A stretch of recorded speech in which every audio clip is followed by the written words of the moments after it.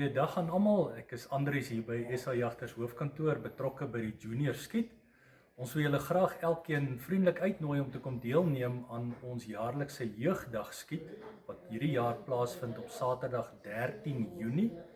Dit vind plaas by die Eeufees skietbaan. Dit is net onder kan die Voortrekker Monument hier in Pretoria.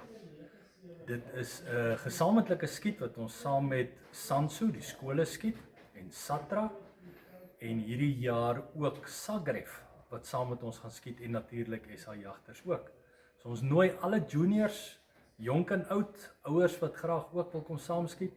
As jy nou 'n luggeweer of 'n .22 randslag of 'n PCP het wat daar by die huis lê, bring dit asseblief saam, kom geniet die dag saam met ons en ons maak 'n reuse sukses daarvan. Dankie.